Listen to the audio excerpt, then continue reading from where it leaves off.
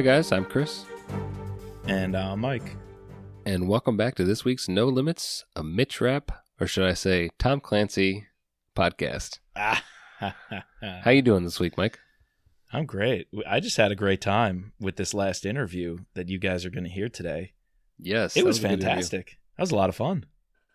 Yes, it was. So we are doing a little bit of a diverge away from Mitch Rap, and we wanted to keep up with the times, keep up with the moment. So recently a movie just dropped on Amazon Prime called Without Remorse. Most of our readers who have read Tom Clancy or are up with the thriller world would have known about this movie, would have known about this book, and have watched it. So we wanted to take some time and discuss it. Yeah, and I think this is a great way to also get ready for June, where we have another movie to watch, and dare I say, another shitty movie to watch. But I'll hold my tongue for now. Yes, hold your tongue for now. We're getting to American Assassin in June, so let's get our feet wet. Let's warm up with another movie review. And everyone's talking about it. So the reviews I've seen were mostly people who read the book, huge fans of the book, huge fans of Tom Clancy, and they have experience in either the military or with weapons training. I have neither of those things. So I was ready to have a fresh, open mind and say, look, people didn't like it for this reason. People didn't like it for that reason. I'm purely going to watch it as an action flick. How's it hold up? Well, you're about to hear in our interview what I and we all thought about how it holds up. And that's even without the bias. I was trying to not come to it with a, closed mind of, oh, they didn't follow the book, or, oh, they got the weapons wrong. And I still didn't like it. You found yourself agreeing with all the critics who had a legitimate reason to gripe about this movie. So, right. But I tried to have an open mind. You tried to have an open mind, yes. So we hope you enjoy this breakdown of the new movie Without Remorse with Michael B. Jordan. And we had a special guest, SteVen Hendricks, who we've mentioned a couple times on this pod with his fabulous book reviews and drink pairings. So, yeah, we hope you enjoy this interview.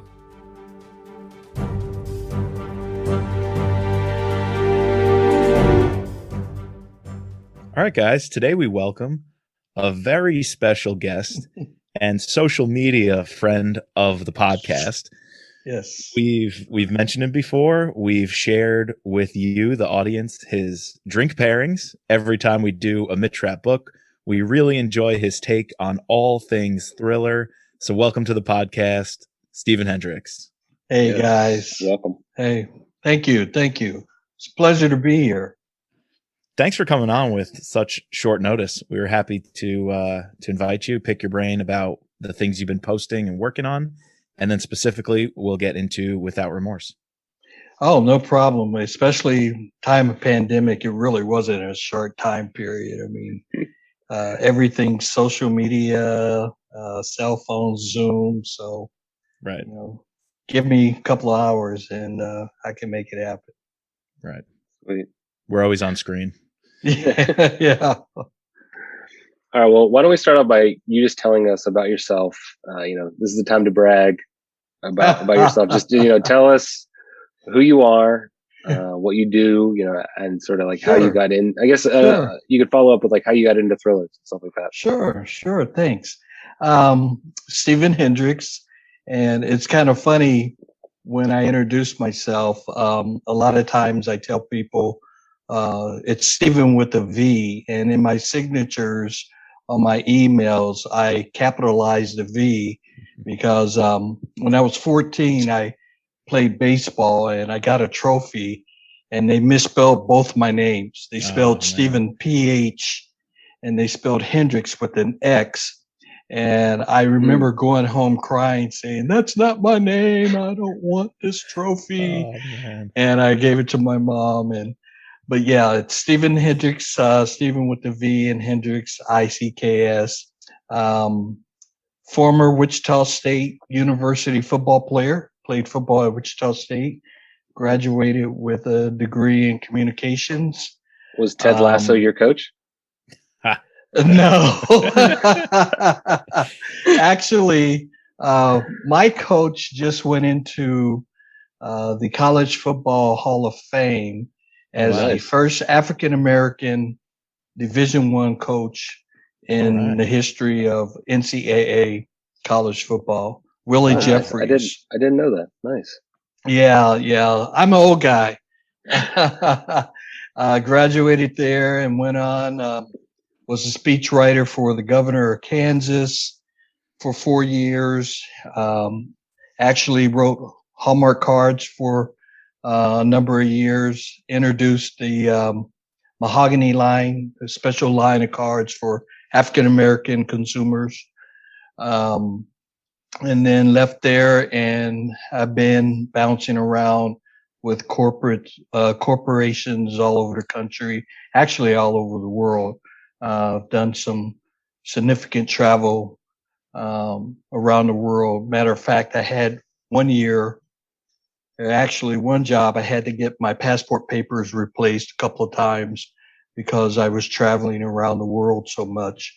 Oh, That wow. was when I was with Motorola and the introduction of cell phones, and that's how I got into reading thrillers. Oh, wow. Spent a lot of time on international flights, 16 hours from Chicago to Tokyo, Beijing, Hong Kong, Europe, and I would just take books with me. And my very first thriller book was Tom Clancy, Rainbow Six. Hey, there we Nice. go. My best friend, we've been friends since third grade, was reading a paperback, and he had it in his gym bag, and it was all tore up and messed up. And he said, "Man, you got to read this book. This is really good." And he gave it to me, and it was a mess. I mean, the book was a mess. But after reading it, I thought, this is really good. And he's the reason now that I really don't purchase paperbacks. I collect hardbacks and I listen to audiobooks. If I get a paperback, it's usually an ARC, which I have plenty along the Vince Flynn line. But I normally don't purchase paperbacks, and I collect hardbacks. So Rainbow Six was my very first thriller book. And actually I've followed the series. I've only missed a couple of Clancy books, early Clancy books, but now avid reader of Clancy and a number of other books. And this last Tom Clancy book by Mark Cameron, I'll tell you a quick story.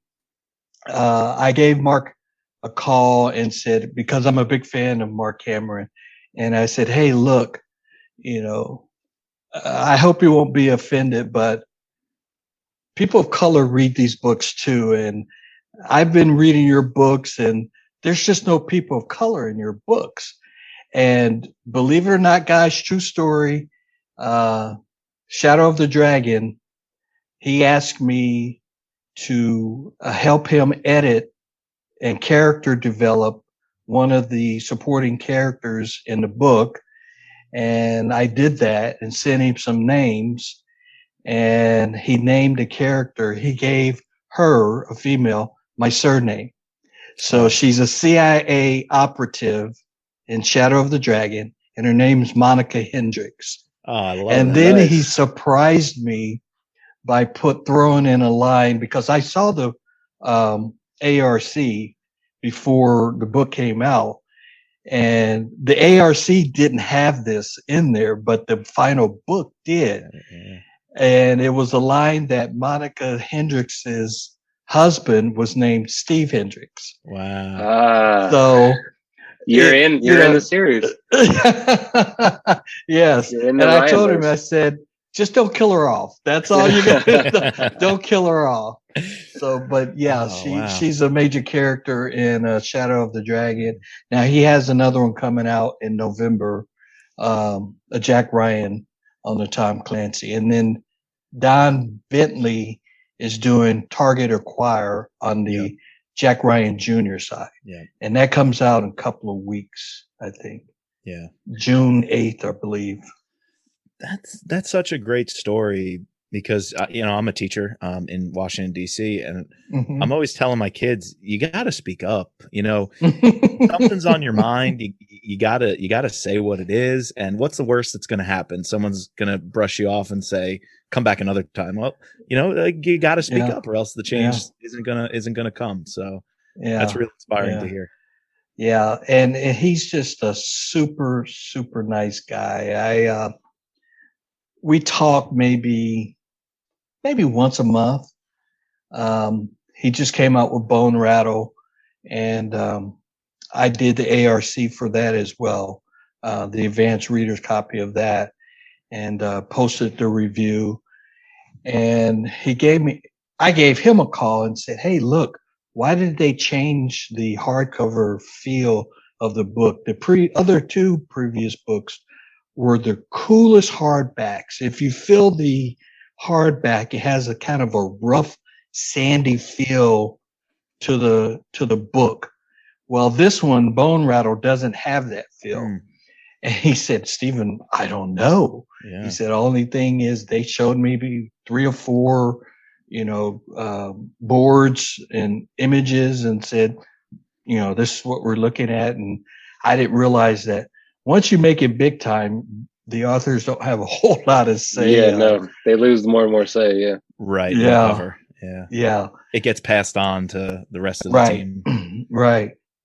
Right. Well, speaking of the covers, since you did bring that up and the feel of a book, where did this incredible idea come to post your reviews along with a drink pairing? And in honor, I'm going to crack open a local brew here, 3 Notch, Charlottesville, Virginia. So, is it an IPA or? I got a Miller Lite, so it's a local. Well, it's called local lager. So local lager. Yeah, it's a lager. Well, very interesting story. I started out just whenever I was listening to a book or reading a book, I would have my own personal drink or adult beverage, smoothie, cup of coffee, whatever. And then I actually got the ideal from reading a Jack Reacher book where Jack Reacher always drinks black coffee. So I started out doing just the different coffees or wherever I would get a cup of coffee.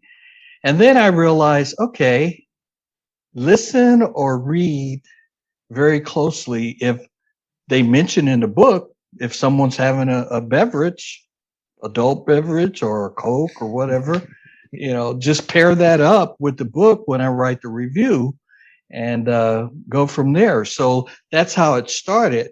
But actually, my stepdad owned a liquor store in Kansas City in the urban area, low income, but he would order the small, I guess they call them half pint, 200 milligrams. He passed away in August, and we sold, my mom and I and sister, we sold the liquor store, and we sold all the liquor back to the distributors, but they wouldn't buy the really small bottles back. They said, "Nah, just keep them," because they just weren't going to make any money on them. And that's because of the price point. That's why they didn't buy them back. So I have a house full of half pint liquor. And I'm like, I'm not going to drink all this because I don't really drink a whole lot. I hardly ever. Your neighbors must love you. Oh, I tell you, my golf buddies are, but I haven't played golf in a while. But yeah, I had my shooting partner. I go to the range quite a bit. He comes over all the time. "What do you got in the fridge out in the garage?" I got a refrigerator just full of liquor, guys. So now I just kind of match them up if it kind of looks good, and a lot of them I still do, depending on, like Jack Carr's book. His character James Reese drinks coffee with honey. Coffee with the honey. Yeah. So Black the Rifle last coffee. review that I did, I had the a clear cup of coffee with a bottle of honey. There you go. And I wrote the review. So yeah, that's where it comes from. Nice. I want to touch on something you said about, how you contacted Mark Cameron about people of color reading these books, and, the times we're in. I feel like this question is very prescient. How do you feel majority of the thriller writers have done in addressing the audience of color? As a man of color, how do you feel about that? Oh, that's a great question. That's why I called and asked him. I felt real comfortable with calling and asking, because his books, in his different series, most of them are here in the United States. I love Mark Graney, but the Gray Man is international, and there's just not a lot of people of color internationally. There are in the CIA. My dad was a retired colonel in the Army. My dad reported directly to Colin Powell in the Pentagon when Secretary Powell was General Colin Powell for the Joint Chiefs of Staff. So there are people of color in government, in the FBI, Secret Service. Matter of fact, we used to live in Virginia, Burke, Virginia, Fairfax County there. That's where my in-laws live. Yeah. So, I just called him up and said, hey, look, you're doing these books that there are people of color in these positions. Jack Jr. in one of his books had an African-American girlfriend, but she got killed off. So I'm not giving anything away, spoiler alert. But yeah, he had an African-American girlfriend in one of his books. But yeah, I just felt like, I just wanted to see more people of color. Ben Coles and I talked about it. He has, Hispanics in his. Don Bentley, his character, best friend, Photo, I can't remember his name. He's African American sniper. I think there's only one African American author out there that writes, and that's Nicholas Irving, and he's a sniper. His books are The Reaper. He's got about 3 or 4 of them out. We'll have to cover one of those on the podcast. Yeah, it'd be a good series. Have you read? Have you read any of Sean Cosby's? No, I haven't. Oh, Blacktop Wasteland is a knockout. It's like crime thriller, but it's not like okay. But it's Blacktop Wasteland. It came out last year. It's up for like all these awards. It's highly recommend it. Very good. It's like crime noir, like Southern crime noir, but you get a lot of plot lines and action scenes that are very much thriller-esque. It's not CIA, spy, international intrigue thriller, but man, it's probably, I think we both agreed, Chris, our favorite book of 2020. I really think so. It's up there. Yeah. I'm interested for his next one, but yeah. And his next one, Razorblade Tears comes out soon. So Nicholas Irving. Yeah, I was just interested, how you, I don't know, because I feel like I hope I answered your question. A lot of these books are just very, I don't know, they're very white. So they are, and that's why I called Mark. And actually, I'm glad. I called Ben Coles, Mark Graney, Mark Cameron, and Don Bentley. And they all three, hey, SteVen, you're dead on, right on. So real interesting conversation with Ben though. Ben's a little different, but he's upfront. And I kind of like that, I mean, he just basically told me, hey, that, I'm writing to the audience. It's very, very conservative, a lot of right wing. Right.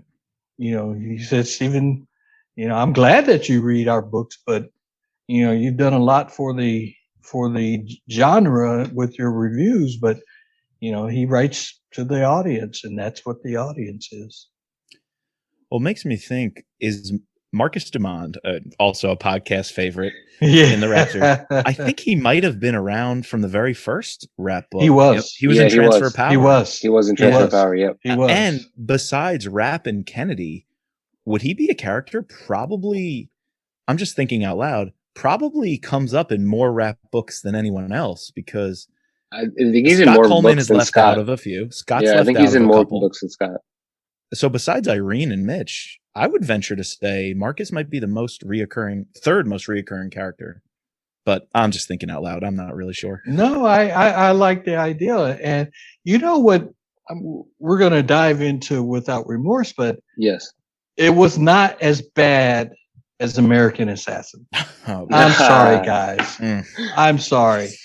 That movie, what a disappointment. I mean, if it comes on television now, I'm not watching it. Oh. I just can't. Can't, man. I blocked it out. I saw it when it came out, and I just said in my mind, this doesn't exist. I haven't given it an ounce of thought since Chris and I started this podcast. Like, I don't want it to exist. But anyway. I read so many reviews on it, and I'm really into the character development. When I'm reading a thriller, character development it really matters to me, because that's when you're reading, that's how you visualize and imagine. If that character has been developed and you can just sit there and read and imagine that person, it just makes it so much easier if it's written to where they're a good character. I was really shocked that they placed an African American woman as Irene Kennedy. To be honest with you, it wasn't that bad. And I think Michael Keaton was a great Hurley. I would agree. I didn't have a problem. He was an awesome Hurley. I mean, they couldn't have played that. But Mitch Rapp, that guy, oh man, that was so disappointing. Yeah, that's not Mitch Rapp. Right. Just like Tom Cruise is not Jack Reacher.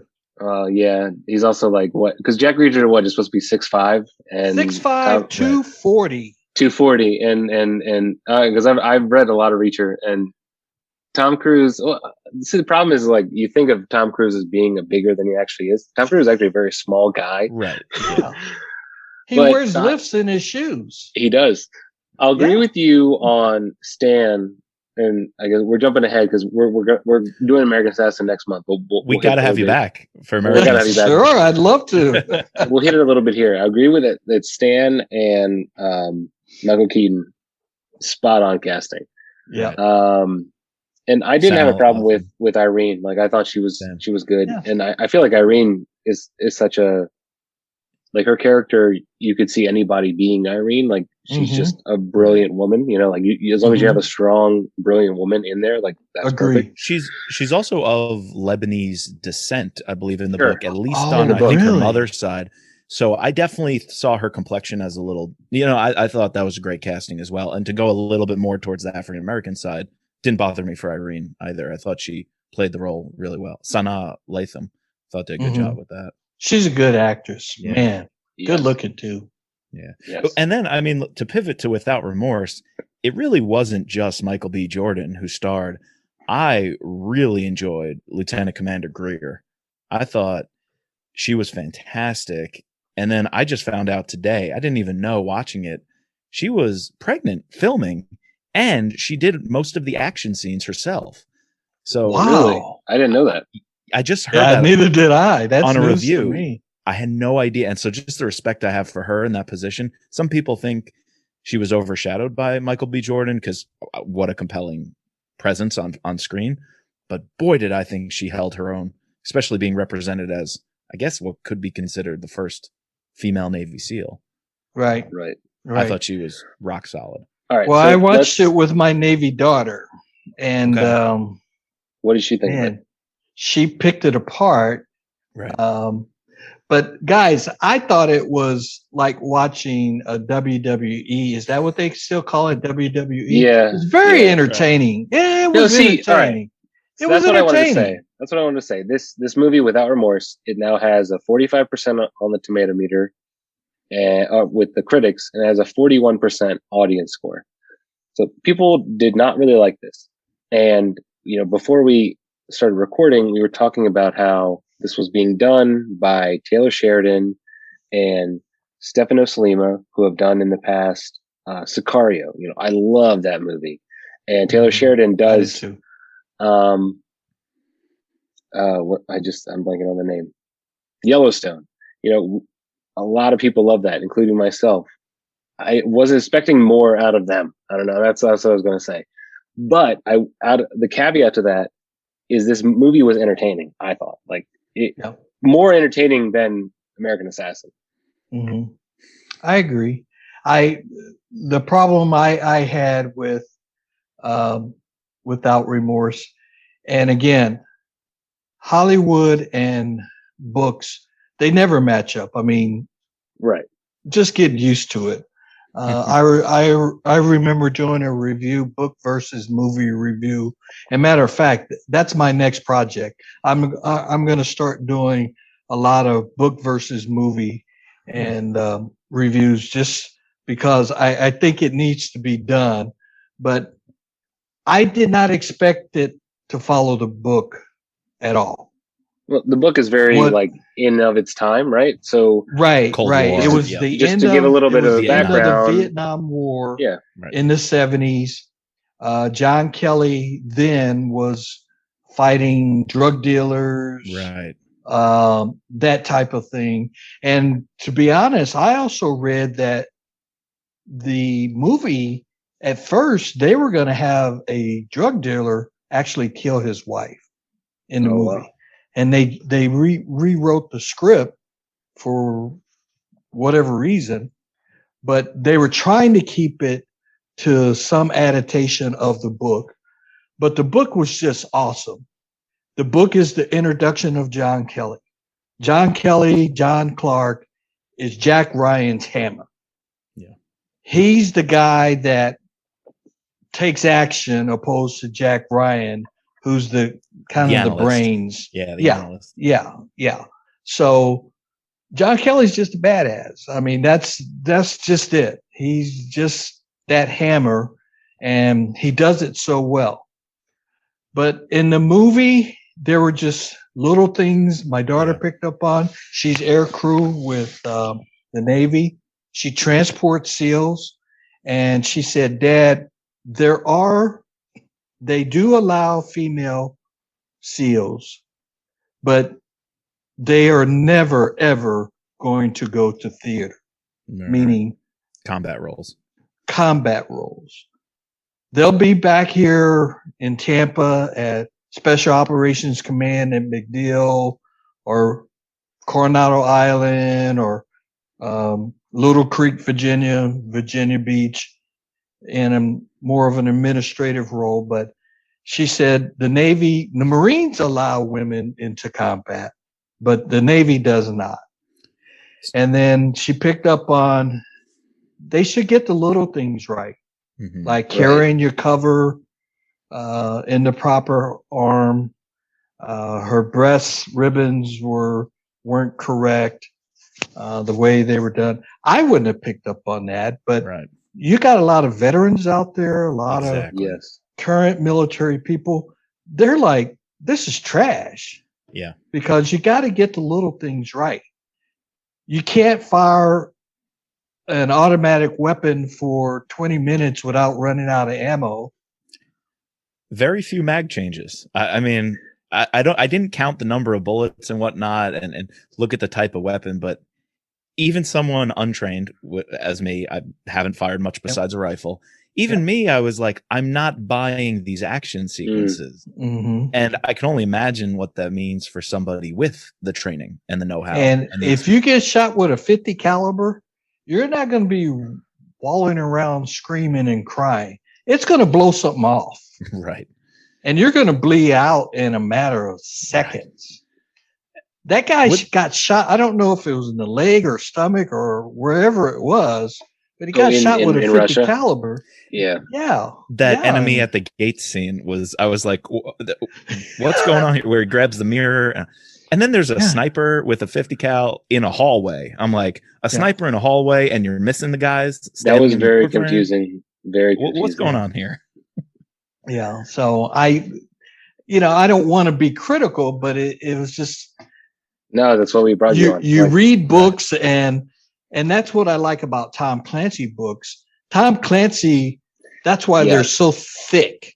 Yes, I they mean, get that stuff right. He writes about how a bullet reacts when it hits a body or if it hits a wall. I mean, that's He's why very they're so clinical. thick. Very clinical. Yes, it's just so many details, and I was just disappointed in that aspect of it.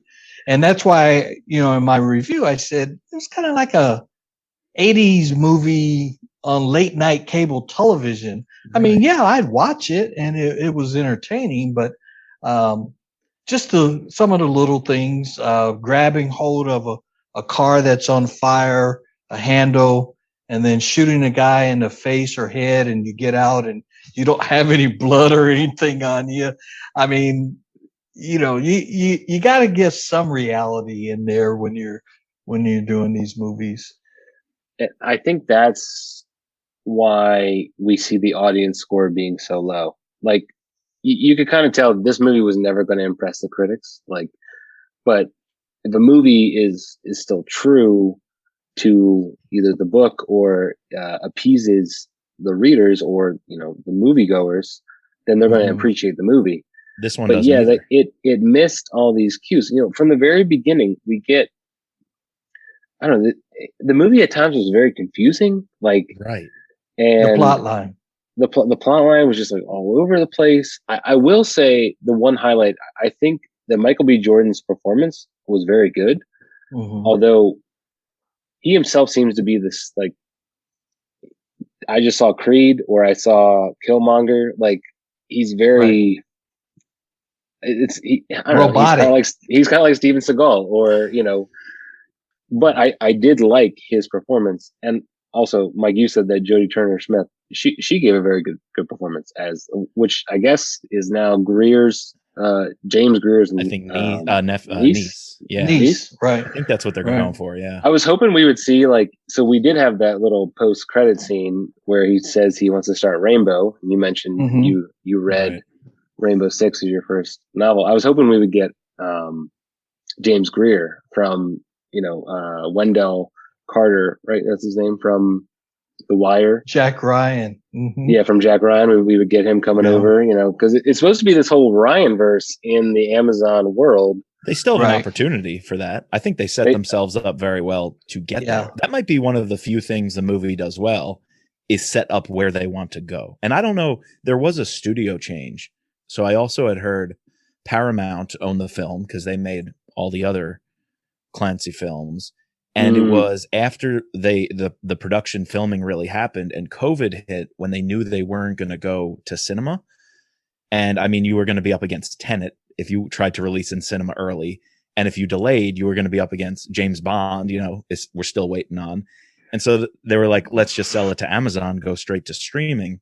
And I feel like somewhere in that transition, the whole story just got recut. Things got. Oh, so originally this was never supposed to be an Amazon movie. No, it wasn't.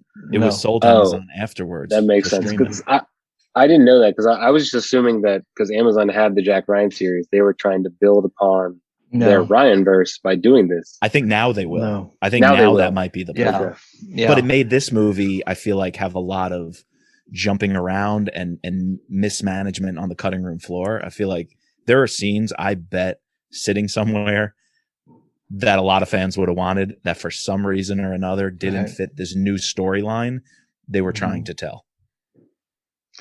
One of the things that I was talking to a good friend, I was telling you guys earlier, my shooting buddy, he's a retired Homeland Security federal agent. And we had watched 13 Hours a couple of weeks ago. That is one of my favorite movies. Fantastic. It is an awesome movie. They got things right.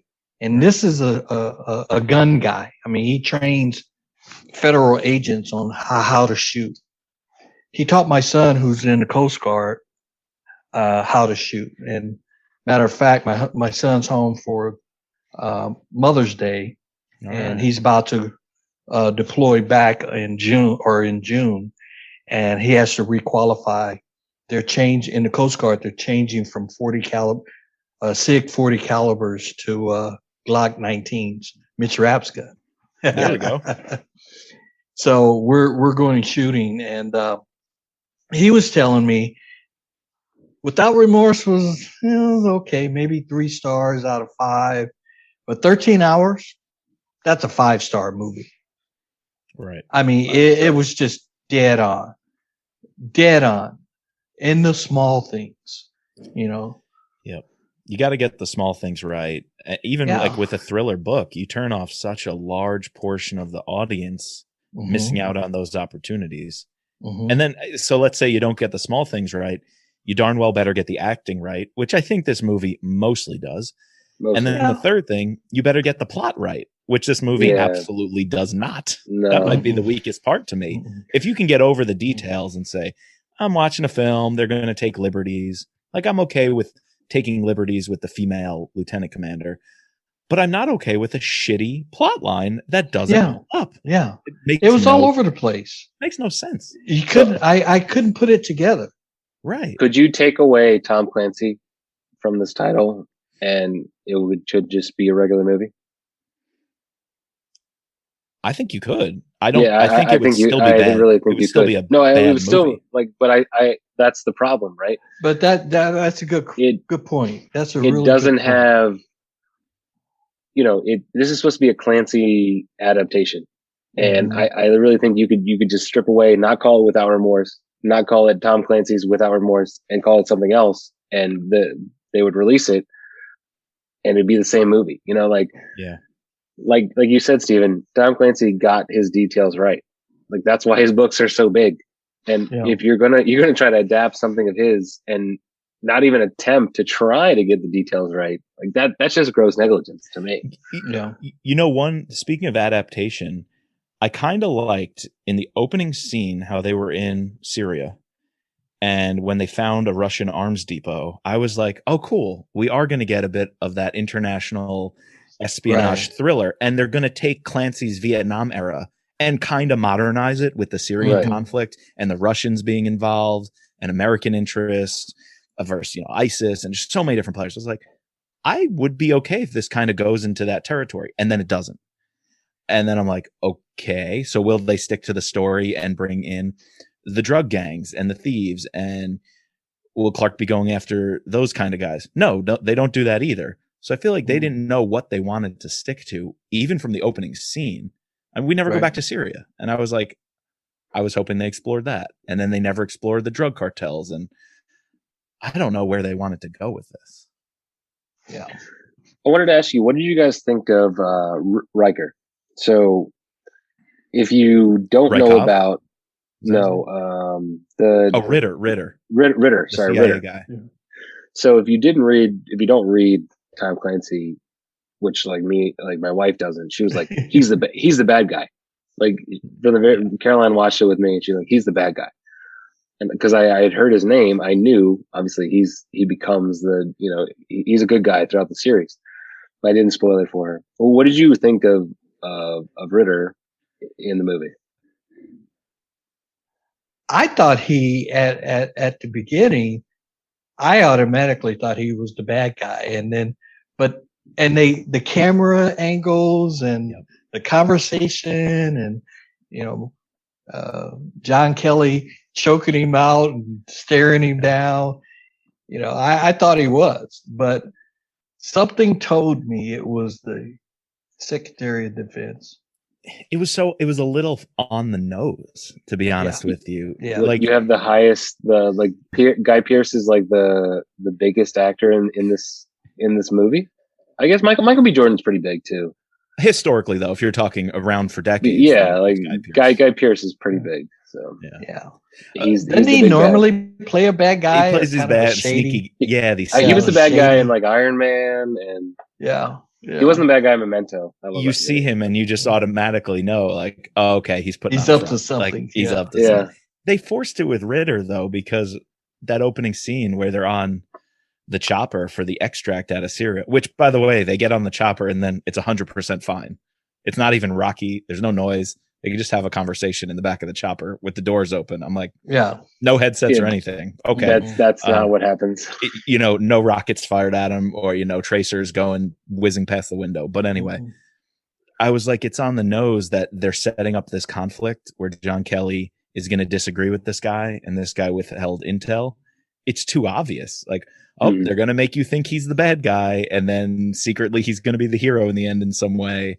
Yeah. And then he wasn't on the copter. He wasn't on the plane. On the chopper, and he wasn't on the plane. Wasn't on the plane. Now the plane scene was kind of cool in a sense. I mean, that was a cool scene. Like there's aspects of this movie that had, like I said, like were entertaining. And so I talked to my dad about it. He watched it at the same time we were watching it, and he doesn't read books really, and he's like, I enjoyed it. I don't know why people were crapping on it. And so I think certain action things, and he also is not very big into details and stuff like that, so he just likes to be entertained. And if that's you want what to I be think. entertained, I think are you not entertained? Are like you not this entertained? this movie, for a certain sect of people, would do that. But for the Clancy heads out there and the thriller heads out there, did not satisfy. So the plane scene was pretty baller. I think it might have been the most exciting or edge of your seat that I was in the whole movie. Yeah. For sure. Caroline's like hitting me like, what is he going to get? What is he going to get? Yeah. I'm like, I was thinking like, why does he need the gear? And then, he needs the boat. He wanted the boat. What I don't understand is they knew they were dead meat without the boat. Why did the rest of the team just be like, no, man, we got to go? Like, I feel like SEALs, it would have been like, we're going together to get the damn boat. There wouldn't be this discord of some are trying to escape. One guy's like, no, everybody come back. I just feel like that dynamic was so off. I think they all would have had the exact same plan and executed it together. It was cool to watch Michael B. Jordan go off and collect the life jackets and inflate them to pull them to the surface. But I was like, a SEAL's not. Is he really going to go off on his own right now to get the boat to save everyone? That would be a team thing. So it was fun, but there were also parts I was sitting there like, I don't know if I buy this. Yeah, that was the most Mitch Rappy scene it was. Like I can think of. But. It was. And then what about the prison scene? What did you guys think of the prison scene? That fight was pretty good. Oh, he's badass, man. He's badass. That might have been my favorite hand-to-hand, like actual Michael B. Jordan fucking shit up scene.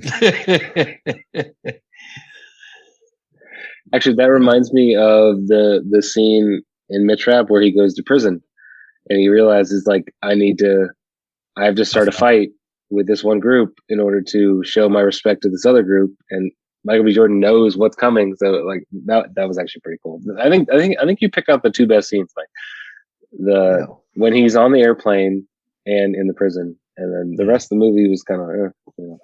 Speaking of plot, though, why was he fighting the guards in prison? I feel like I don't know. I don't know why. Were they going to take him to the Russians and let the Russians kill him? Yeah, he told Greer. He said, "You got to get me out of here because why did they put me in a prison where the Russian criminals are?" He said, "They're going to get to me here." Yeah, but was it kind of a trope to at that exact moment when they're like 50 dudes are lined up in riot gear? All of a sudden, what was it? A U.S. Marshal comes to bail him out. FBI agent. He's like at FBI that agent. exact moment. Yeah. I was like, FBI, like the rest of the prison guards are going to listen to that one FBI agent when they're being told to get this guy killed. Like, I don't know. That just was very. It was. I don't know. So was he maybe stalling for time by fighting those guys? He knew Greer was going to get him out, and he was just buying his time. Well, he told that one prison guard that he wasn't going anywhere because he wouldn't tell him where they were going to take him. He said, "I'm just going to stay here unless you tell me where you're taking me. I'm going to stay right here." But come on. So he knew. He just killed all those guys or took them out, and then they hand him a phone. Here you go, sir. There's a phone call for you from somebody important. What? Well, he had threatened to start breaking some necks. So true. All right. That was like the hostage rescue team putting the phone in before you snap some more necks. Okay, all right. Right. All right. The last thing I have is, do you understand why the one guy killed himself in Russia? I don't understand that part of the plot at all. So I need someone to shed light on that. Okay. I had to think about it for a long time, which to me, if you have to analyze the plot that deep and it's still not holding water, I don't know if it was worth it in the start. But basically, he either was convinced. So there's two scenarios. Was he was working for the CIA, but was he an American undercover with the Russian special forces, or was he Russian special forces who was turned to do the CIA's bidding? I couldn't tell which one it was. I thought he was a double agent on our side. I just thought he was a double agent, and the part that bothered me, guys, 4 bricks of C4, it would have took that whole building down. Right. Not just that little space. 4 bricks of C4, there would have been a hole in the ground. The Russians make some good walls. They make some solid ass walls. Especially the 50 cal comes through, and I think it just goes like through his shoulder. It doesn't like really like take it off at all. Yeah. You don't see chunks of concrete, even with the 50 cal shots. Chunks of concrete are not spraying everywhere. You just get some dust. Yeah. What? Yeah, the Russian scene just like really confused me. I didn't, because what was he being paid for by? Obviously, Ritter is not involved anymore. Secretary of Defense is involved. So did the Secretary of Defense pay him, or was he actually like working for the Russians and, you know, based off all these things, like they wanted. They needed dead Americans on U.S. soil. But what I don't understand is, was Rykov then so radicalized? Somebody, the SecDef or somebody, convinced him, blow up the suicide vest to kill the team, and you'll be a martyr because you'll be the reason this sequence of events and this war will start. Like, why would he have? I don't understand why he would have done that. If he was a double agent working for us, and he was tied to that chair with a timer or some other remote detonation device that would go off as soon as John Kelly's team came in, I think that's more believable than having Rykov give this like 30-second monologue of I'm going to die and complete the mission and start a war. What? Why would this trained operative blow himself up? I didn't get one thing. I just remembered. Remember in the scene where Rykov is in Michael or John Kelly's house, and he's the one who shoots his wife. And then remember, the guy who's with him says, "I'm ready," and he shoots the guy. Shoots that guy. So, that guy. And so you're actually, now that you're bringing that up, and see, that's the problem. It took me now. I watched this movie 2 days ago. It took me now 2 days plus talking to 2 other people who also watched this movie to understand that guy really was radicalized, because he shot a fellow Russian on U.S. soil in order to have that evidence placed there. Mm-hmm. And so that guy was crazy. Well, that part of the mission makes sense, because the SecDef's initial plan was have dead Russian operatives in John Kelly's home, so America could pin it on the Russians. And when and then the guy was like so committed to it that he's like, all right, they're going to come find me, and I'm going to kill them, so that way they're dead in Russia. Still, it doesn't make sense to me. I don't know. Why would he need to kill himself? Like, right? Like they could have just blew up the building with the Americans in there. So, or plus, if the snipers were going to take them out, why did you need a guy with C4? Because the snipers were supposed to do it, unless that was the failsafe. And how many did they have? They had three snipers. At least 3 snipers. Yeah. And then they shoot the cop. And then all the other cops run too. So they knew there was a sniper, yet all the other cops come into the scene and crash it and stand around and just look around. So you had all these cops on the street knowing there's a sniper scenario, and they're all just running around on the street doing nothing. Yeah. That was a tough one. Wow. This was a tough one. That was a tough movie. All right, well, let's wrap it up by saying, SteVen, what were your winners and losers of this movie? Michael B. Jordan is very charismatic. I think I don't want to say saved the movie, but just the fact that I thought he played the role fairly well. I mean, losers, I didn't understand the plot, guys. I couldn't put two and two together, and it just, I tried to not compare it to the book. Right. But that was just so hard because, like you said earlier, Chris, you mentioned Tom Clancy, and things are just buttoned up. They're tight. They're good. I expected a lot more. I gave it a C minus, the entire movie, a C minus. I was entertained, but I wasn't. It's not like I'm glad I have to go pay to go see it. Oh right. Yeah, no, I was glad that was an Amazon movie. I would have been kind of upset if I had. I would have been mad if I paid. Yeah. And then losers. No offense. I love the actress that played the female Navy SEAL. She did a great job, but realistically, I mean, my daughter is like, nah, that's just not going to happen. Yeah, no, I agree with you. I think I do think the winner of this was Michael B. Jordan, because the one thing I think I could take from the movie is I could see him being, John Clark or John Kelly, like in the Ryan verse that Amazon is trying to build. I could see that happen. I don't love the origin story movie that Amazon decided to present for him, or whatever they were given. I don't love this version, but I can see him. And I did enjoy, the whole little, what are they called? Stingers at the end of the movie. I enjoyed that, where he said he wants to start the post credits. Wants to start the rainbow team. So, and that's the neat thing about movies versus books. I think Harrison Ford was the best Jack Ryan that you could ever imagine. I mean, Alec Baldwin and Hunt for Red October.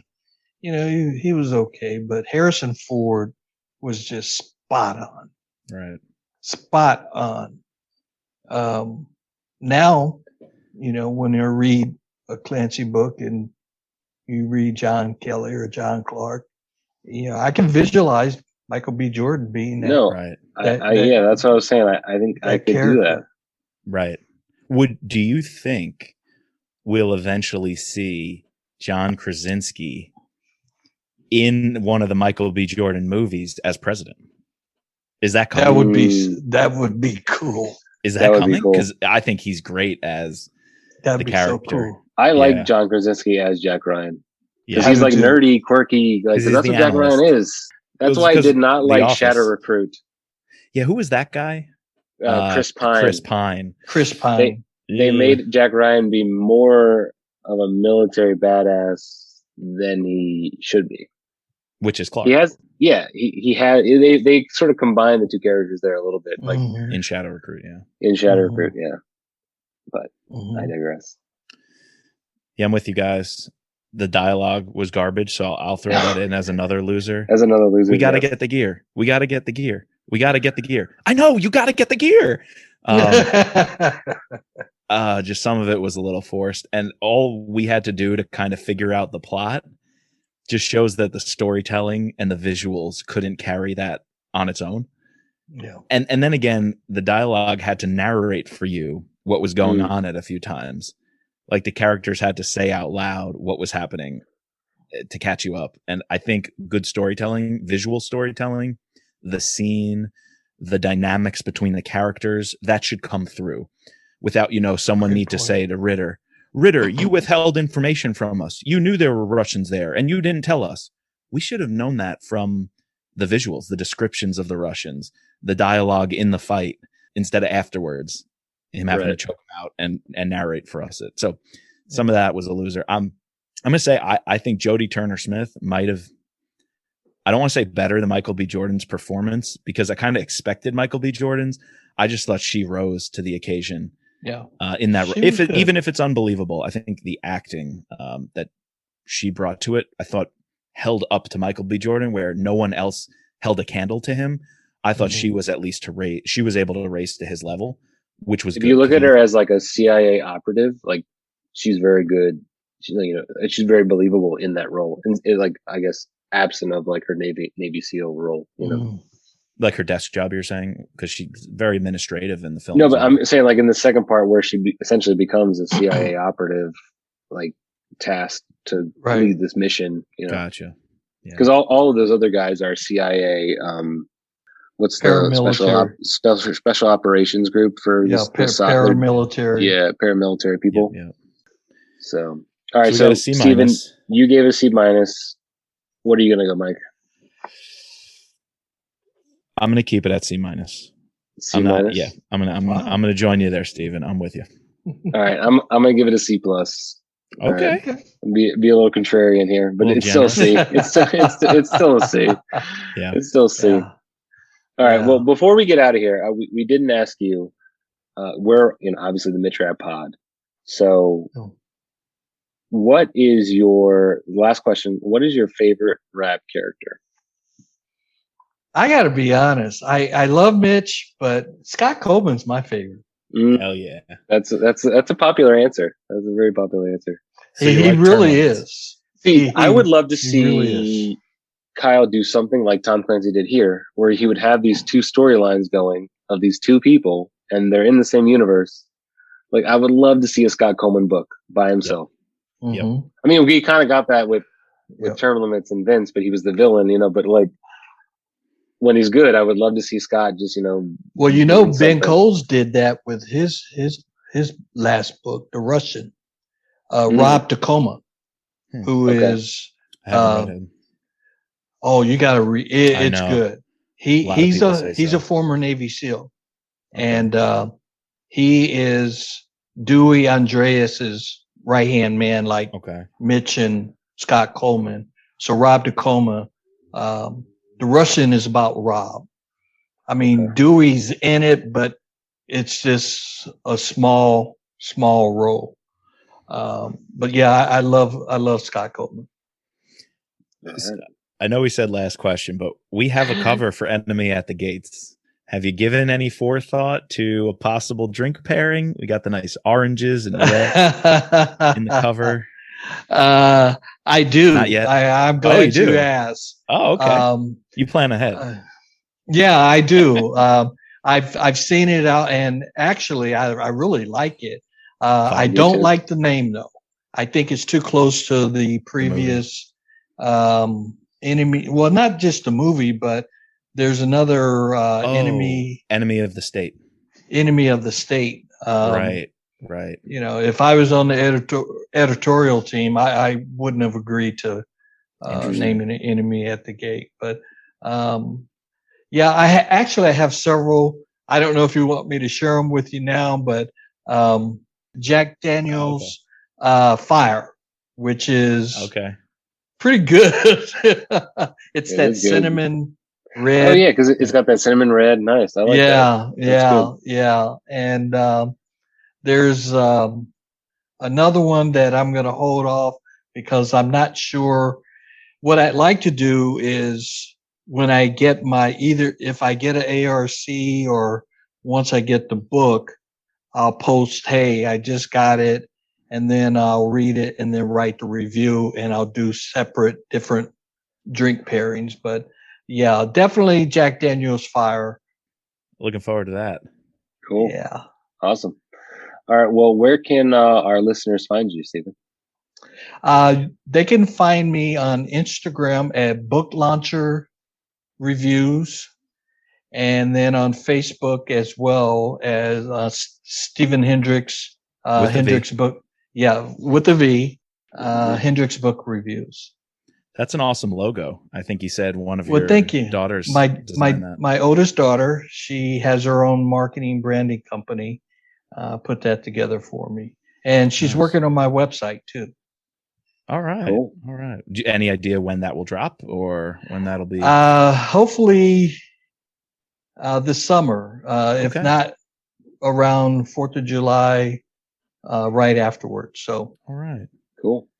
And thank Very you cool. to your other two kids for their service. I think you said Well, Coast thank Guard you. and Navy. Navy. Yes, thank Yes, you. sir. All right. Thank you. Well, thank you. Great to hear. Best of luck to them. Well, thank you. I appreciate that, guys. I thanks appreciate for you coming on. guys. You guys are wonderful. Oh, thanks.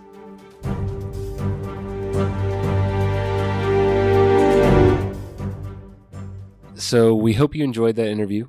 It was great talking to SteVen. It was great discussing Without Remorse and Great guy. picking apart what he does. And really, I encourage all of our followers to go out, follow him. He's plowing. Before you joined on, Mike, I was talking to him in the Zoom, and I said, "How many books a month do you read?" He was like, "Well, I do it by week, so I typically do 2 a week at least." But he said he could do it 3, maybe 4 on a good week. So man, he said he does most of them by audio, which I appreciate because that's what I do. Right. But he when he gets the arcs, he has to read them. He says so he can do 2 a week. That's some that takes a lot of will, but he enjoys doing it. So keep it up.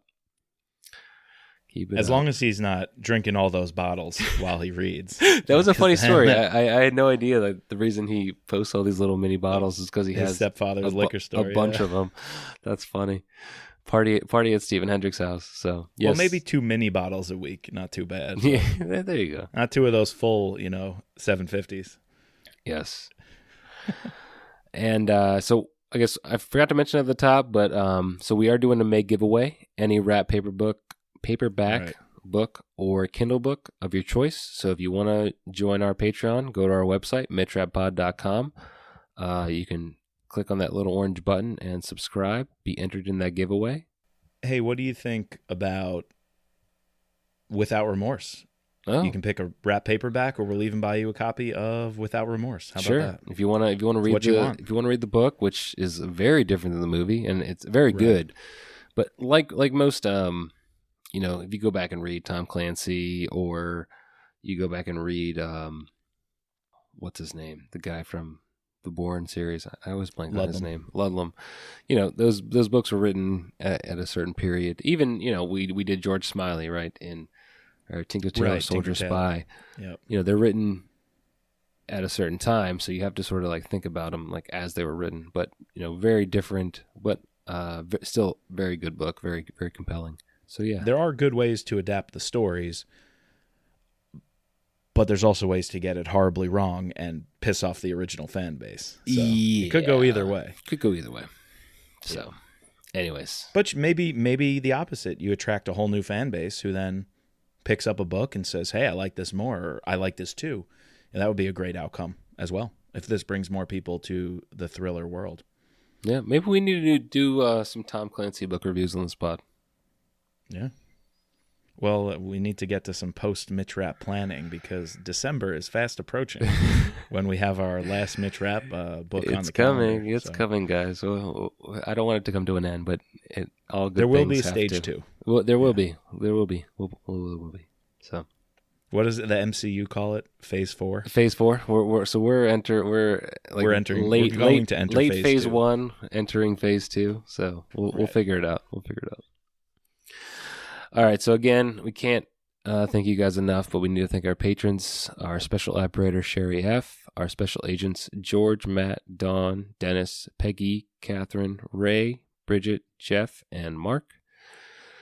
Please subscribe, rate, and review using your favorite podcasting platform. You can find us at mitrappod.com or at mitrappod on Twitter and Instagram.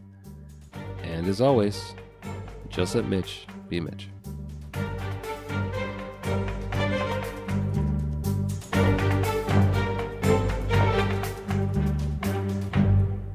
Hey, well, we'll have to invite you back. I mean, maybe American Assassin next month, and we'll do part 2 of our movie reviews. Yeah, no. What we would love to do is I really want to I want to have a pod where we bring on a bunch of different people and discuss American Assassin, both the book and the movie, because I feel like we made a conscious effort or a conscious decision not to start our series with American Assassin, even though I think most people nowadays, when they read the series, they start with American Assassin. Yeah. But so it's such an important book, and they shit the bed with the movie. Yeah. And do you know they have 2 covers for it as well? They have a red cover and they have a silver cover, and I have Really? both. Yeah, I have both. This is for the book? Yeah. Let's see, which one do I think I have a black and red one. I have the one on the. I have the one on the. I have the silver one. Yeah. Actually, I have the red one. I have the red one. I think I have the silver one. Ooh, I actually like both those covers. They're pretty solid. They're pretty solid. Well, we do. I don't know if you've seen. We do the cover postings every time we do a book. Oh yeah. I love that. I love that. I was thinking about including the movie cover on our American Assassin one. I think that comes on paperback now. Like if you buy a paperback, that comes on the paperbacks. As well as the one audio. with Dylan O'Brien. Yeah, and it's on the audio. Dylan O'Brien as the casting, I was with you. It totally, I said no way. I said absolutely no way. And I remembered, like, this is what, 20-year-old, 21-year-old lacrosse bro Mitch Rapp. And I was kind of like, maybe it works for that stage in his life, but I can't see them using him ever as an older Mitch Rapp. That, like, the dark skin, they say his eyes are like pools of oil, and Dylan O'Brien doesn't have that, like, dark eyes. Like, multiple times the book say Mitch Rapp's eyes, you look at them, you think you're looking into a pool of oil. This Mitch Rapp, they're so black. Kid has like blue eyes, and he's all like shiny. It worked for the Lax Bro part, but it didn't work for it. It did. See, when I think of Mitch Rapp, I like almost envision Gerard Butler. Gerard Butler, same here. Another badass. And we could do a podcast on the Olympus series. Yeah, we could. That would be a good one. All right. Well, thank you for joining us, SteVen. This was awesome. Thank you, guys. Yeah, thanks so much. We'll do it again. Absolutely. Yes, sir. All right. Thanks for coming on. We really appreciate it. Thanks for having me, gentlemen.